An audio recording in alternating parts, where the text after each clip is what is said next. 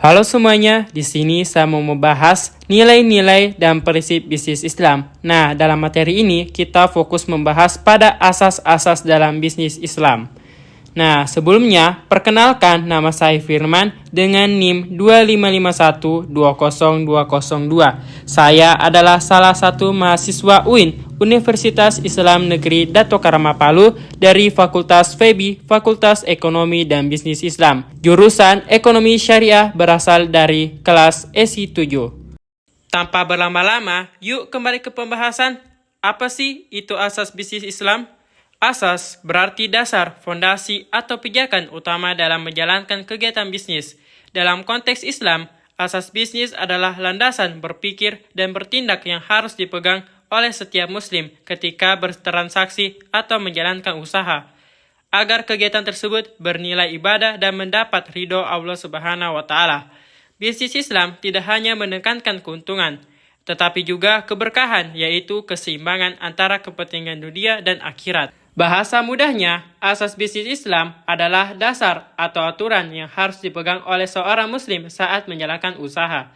Dalam Islam, bisnis bukanlah cuma soal cari untung, tetapi juga soal kejujuran, tanggung jawab, dan keberkahan.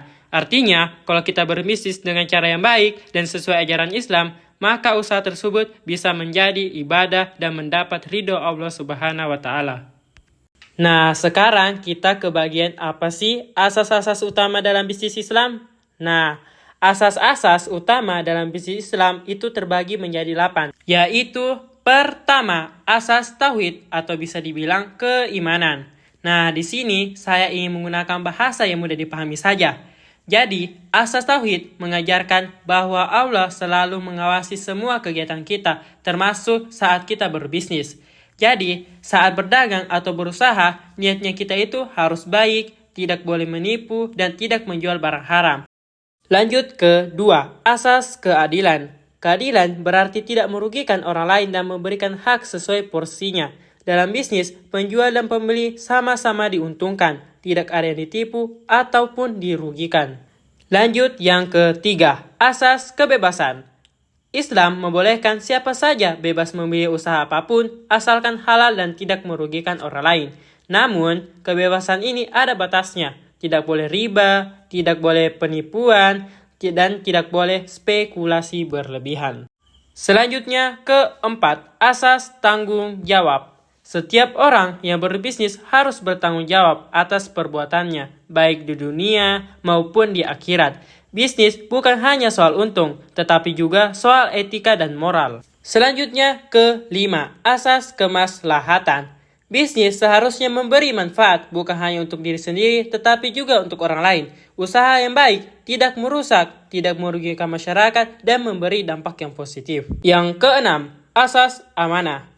Amanah berarti dapat dipercaya. Dalam bisnis, janji harus ditepati dan kesepakatan harus dijalankan. Dan yang selanjutnya, asas kerelaan. Transaksi dalam Islam harus dilakukan dengan sama-sama rela, tanpa paksaan. Artinya, tidak ada penipuan dan tidak ada tekanan. Dan yang terakhir, yang ke-8, asas tolong-menolong. Islam menganjurkan bisnis yang dibangun dengan kerjasama dan saling membantu, bukan saling menjatuhkan. Bisnis yang baik adalah saling menguntungkan dan tidak mengeksploitasi.